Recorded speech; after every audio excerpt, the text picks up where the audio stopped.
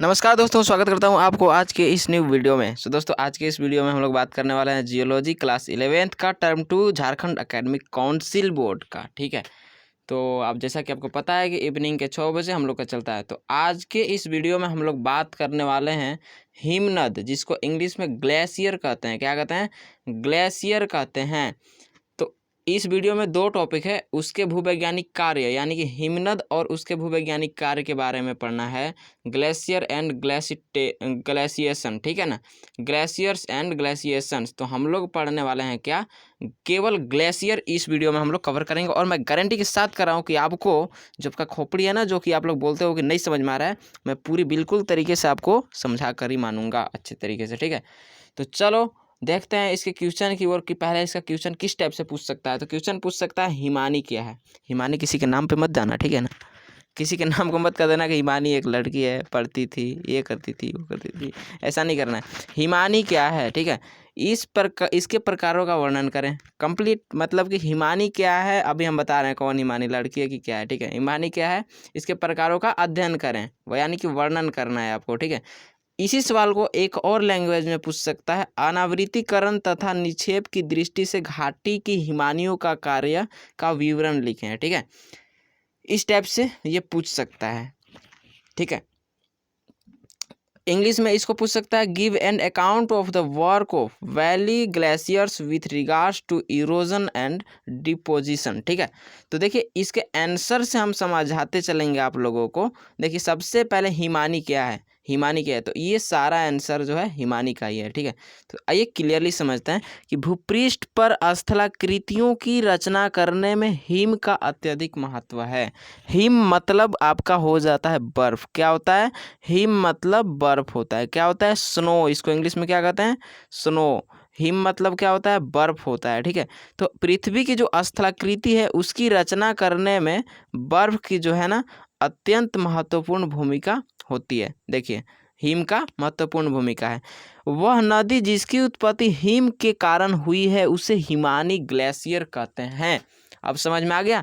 Him का मतलब बर्फ होता है, बर्फ होता है। और अब क्या पूछा कि वह नदी, ग्लेशियर का परिभाषा जो मैंने बताया कि हिमानी क्या है, तो आप लोग मैं बताया था कि लड़की है, जो लड़की नहीं है यहाँ पे, कि वह ऐसा नदी जिसकी उत्पत्ति हिम यानी कि बर्फ के कारण होती है उन्हें क्या कहते हैं? हिमानी। आई होप दैट इतना कंप्लीट हो गया होगा यार, खोपड़ी में ठुका लो पूरा, ठीक है ना, भेजा में फिक्स कर लो।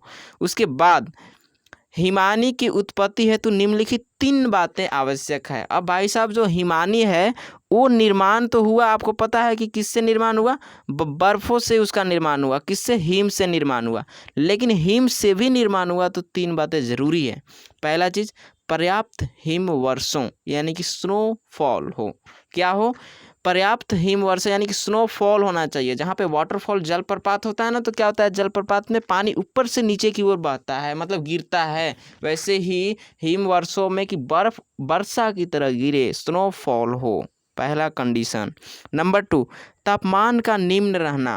तापमान क्या रहना? निम्न रहना, यानी कि नीचे रहना। ऐसा नहीं कि टेम्परेचर ज़्यादा हो जाए तो एक बैग बर्फ से पानी बन जाए और पूरा बाढ़ आ जाए धरती पे, ऐसा भी नहीं। ठीक है, एकदम मतलब सिंपल रहना। हिम कम करने से कम पिघले, मतलब कि अगर बर्फ को क्या बोला? हिम कम से कम पिघले। क्योंकि देखिए हिमानी है ना, तो यहाँ पे अगर हिम से बात करें तो नदी भी बन सकता है। ठीक है, तो क्या बोला है कि हिम को कम से कम पिघलाना है, कम से कम। तभी तो बर्फ से बहता हुआ नदी, बर्फ बहे उसे हिमानी कहते हैं, बर्फ बहे उसे हिमानी कहते हैं। तो बर्फ को कम से कम पिघलेंगे तभी तो बर्फ रहेगा यार, नहीं तो पानी बन जाएगा। कंप्लीट तीनों कंडीशन मालूम हो गया। इसके बारे में थोड़ा सा देख लेते हैं। ठीक है, तो लिखा है कि यदि ऐसी उपयुक्त दशाएं किसी क्षेत्र में बनी रहती है तो वह क्षेत्र हिम क्षेत्र यानी कि स्नोफील्ड बन जाता है। हिम क्षेत्र से ही हिमानियों का उद्गम होता है। अनुकूल दशाएं बनी रहने पर हिम का आवरण मोटा रहता है और हिम क्षेत्र की वृद्धि होती है। हिम क्षेत्र का वह किनारा जो सदा हिम से आच्छादित रहता है, मतलब कि आरक्षित रहता है, वह ग्रीष्म काल में नहीं पिघलता है, उसे हिम रेखा कहते हैं। समझ में आ गया? हिम क्षेत्र का वह किनारा जो सदा हिम से, मतलब कि उसकी एरिया जो है ना पूरे बर्फ का ही है और उसमें गर्मी का समय है, उसका कोई इफेक्ट नहीं पड़ता। समझ में आ गया? तो उसे क्या बोलते हैं? हिम रेखा, स्नो लाइन कहते हैं।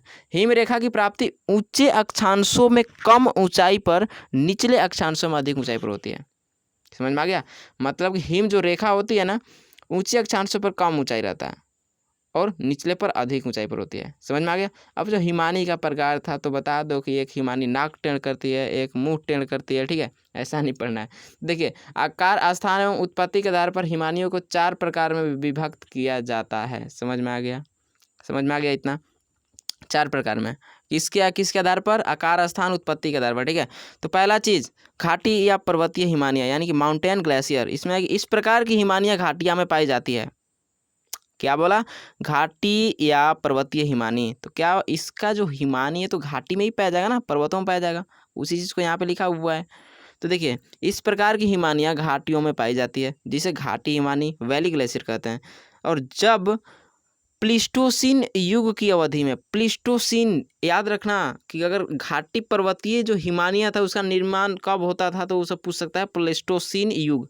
प्लीस्टोसीन की अवधि में उच्च पर्वतीय प्रदेशों में भूमि हजारों वर्ग किलोमीटर हिम से आरक्षित हो गई थी और बढ़ता हुआ हिम पर्वतीय घाटियों में होकर काफ़ी नीचे तक उतर आया था।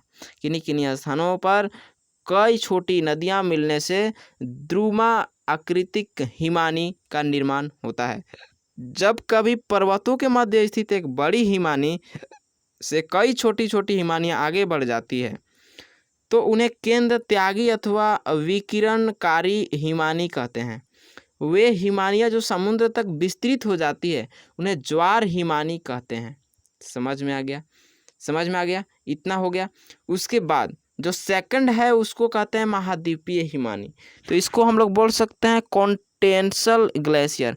वह हिमानी जो अपने हिम आवरण द्वारा संपूर्ण महाद्वीप को आच्छादित कर लेती है उसे महाद्वीपीय हिमानी कहते हैं। मतलब कि वो क्या करती है कि महाद्वीप को आच्छादित कर देती है। किसके द्वारा? हिम के आवरण द्वारा पूरे महाद्वीप को बर्फ के जो परत होता है उसके परत से क्या कर देती है, मतलब कि छेक लेती है। उसे क्या कहते हैं? महाद्वीपीय हिमानी कहते हैं। ऐसी हिमानियाँ ऊंचे अक्षांशों पर पाई जाती है, जैसे अंटार्कटिका एवं ग्रीनलैंड की हिमानियाँ। ठीक है, एवं ग्रीनलैंड की हिमानियाँ। उसके बाद उत्तरी अमेरिका, यूरोप और एशिया में प्लीस्टोसीन हिमयुग में महाद्वीपीय हिमानियाँ पाई जाती थी।